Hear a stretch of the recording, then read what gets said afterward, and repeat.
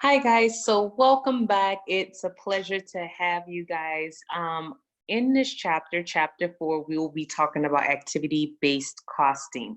Now, before we get into the nitty-gritty of accounting and all of that, I like to make this very relevant to you and I as we experience life, right? Usually we talk about textbook a lot and calculation, but like, how does this apply in real world? All right, so this is my attempt of making this very relevant to our generation or the things that we are most familiar with. So let's start off with, have you ever had to request a service repair on an appliance at your house or maybe your apartment? So how it usually is set up, if you request that particular service, the repairman or woman will come out, and there's always usually a minimal fee for them to come out and assess the problem, right? And then on top of that, there's usually you have to pay for the parts and the labor and all of that. So say for instance, they come out to your house because maybe your AC is out or something of that nature. They're going to charge you to come out to your home. That's a minimum fee. And even if you're out there for only 5 minutes, they're going to charge you that fee plus whatever part that you needed or what have you. All right. So if you don't own a home or that just doesn't sit well with you, think of maybe a mechanic, right? So usually if you take your car in, if you don't have some kind of repair protection plan or something of that nature, then usually they're going to charge you a minimum fee to look at your car, for that mechanic to look at your car and diagnose it. And then they're going to also charge you for the parts and labor, right? Or if we're going to go more relevant, you can think of brand ambassadors, marketing agencies, hairstylists, programmers, right?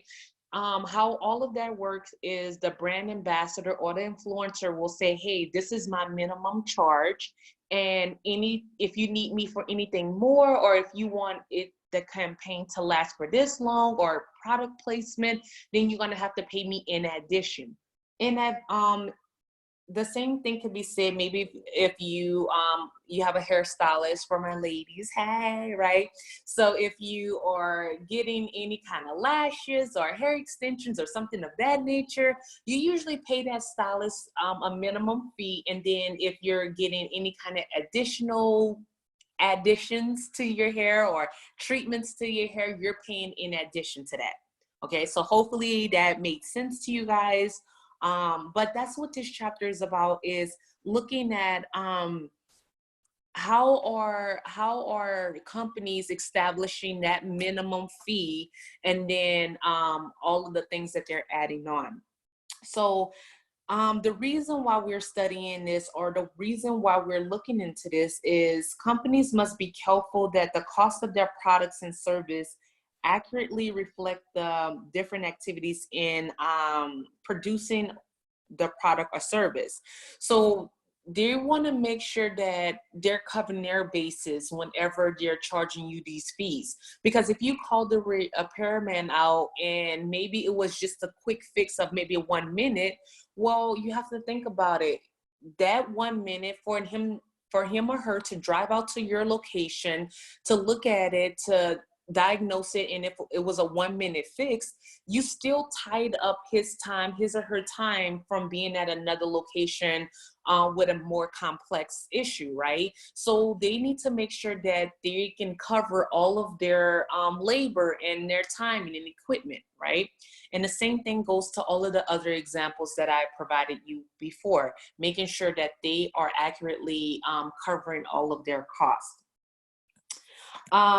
This is also important because the cost of products and services, if you don't price it correctly, it could distort or mislead management decisions. So if you think, hey, oh, well, it's only costs my people only $30 to go out to a location, when really if you factor in the gas, the hourly rate, their benefits, all of the depreciation on a car, if all of that is really maybe $80 and you're pricing it at $30, then it's likely that you're not making sound decisions on behalf of the company, right? And so that's why it's important that we understand all of the costs associated with setting up a particular call, or like having minimum fees, things like that, because we need to make sure that we're covering costs. So anyways, in this chapter, we're going to look at 3 different methods of allocating factory overhead to products, so that it doesn't lead to product distortion, okay? And so we'll get into that. But I want to make sure that you guys are aware that when we're talking about factory overhead, as you should have learned in the prior chapters, factory overhead includes all of those things that are not direct materials and direct labor, right? So all of your factory overhead includes indirect labor, indirect material, depreciation, utilities, property taxes, property insurance, right? So we're trying to figure out, how do I allocate all of these costs so that it when I go out and price my product, it's priced correctly, that I don't distort the cost, and that I'm covering all of my costs, okay? So if we're looking more so into the chapter, we're talking about trying to determine the cost of a product, which is called product costing. And we've learned in prior chapters that what makes up a product cost is direct materials, direct labor, and factory overhead. So what we're going to focus our time around is factory overhead, because that tends to be the gray area where things kind of get lost in translation, because there's a whole lot going in that, right? So we are in this chapter, we're going to focus our time on factory overhead, and coming up with the different methods of allocating factory overhead to capture correct cost. So if you're with it, give me a like, a thumbs up, or stick with me. And then as we go through the next video, you'll know exactly what I mean by that, okay? So with that, I'm going to stop this video, and then we're going to pick up in